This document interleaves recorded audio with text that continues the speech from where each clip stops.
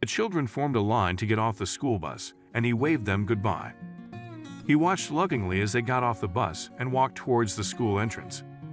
But he couldn't help but notice something odd. He saw one of the kids hanging out in front of the school, but he made no move to go inside. Suddenly he went alone into the nearby forest.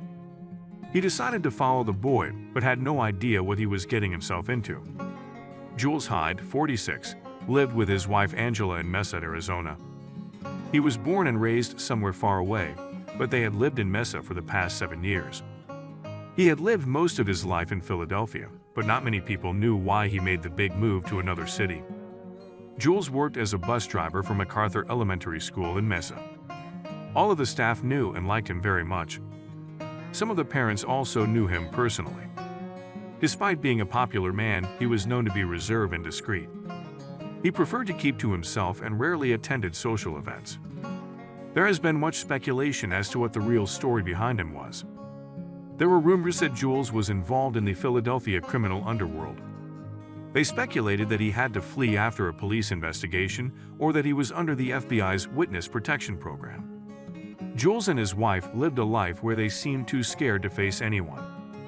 But there was more. Some teachers had seen police cars parked in front of his house while they were out jogging. What happened? Jules and his wife had moved to Mesa, Arizona from Philadelphia for simpler reasons. Nobody could have guessed what they were.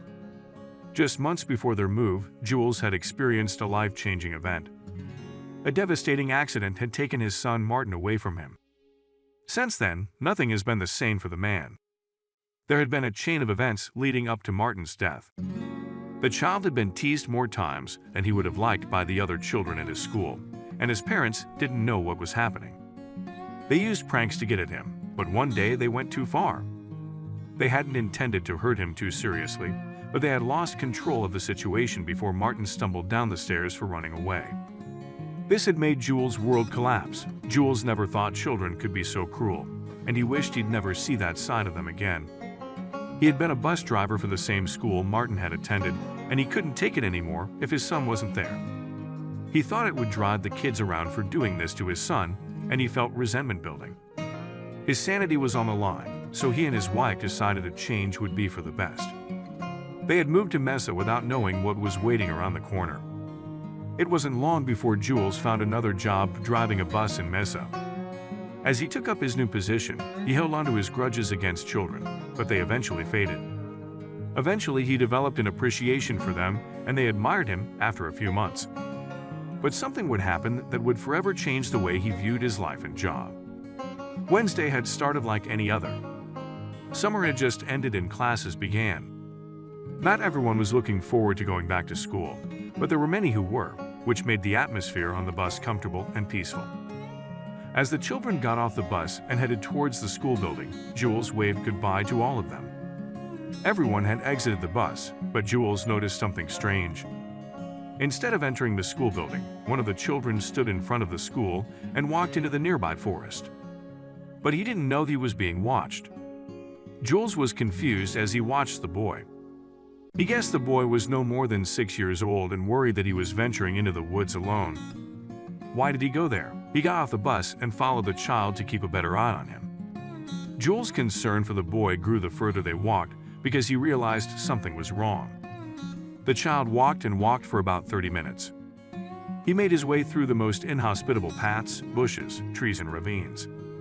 Sometimes he seemed to have a certain direction, sometimes he just seemed to wander around. After a while, Jules decided to approach him. It wasn't safe for a child his age to be alone in the middle of the forest. So he went up to him and yelled. The child turned around. When he saw his face, Jules couldn't help but gasp. The boy's expression was the saddest Jules had seen in years. He seemed devastated. But why? Was it the same reason that made him venture into the woods alone? What's the matter, big guy? It's dangerous to be here alone. Psst, don't worry.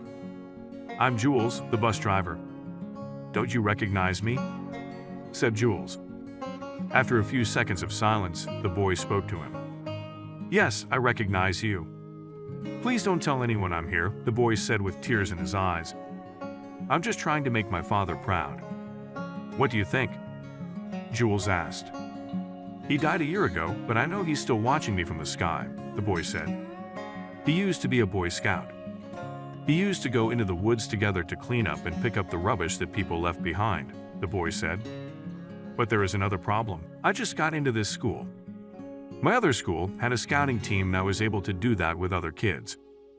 But here the other children laugh at me. They call me dirty and say my father was dirty too. I hate this school and I skipped class." Jules was heartbroken when he heard that. He thought about his own child and what he had been through. "Come here, buddy. We'll work that out, I promise," he said, taking the boy's hand and heading back to the school. Jules went straight to the principal's office and told her everything that had happened. The child immediately gave her the names of the children who were picking on him, and the principal promised to take immediate action. She also said she would start a scouting program at school. Jules promised to help her with whatever he could and vowed to take care of the child and make sure his time at school was happy from then on. To protect the privacy of those depicted, some names, locations, and identifiers have been changed and are the product of the author's imagination. Any resemblance to any actual event or place or person, living or dead, is purely coincidental.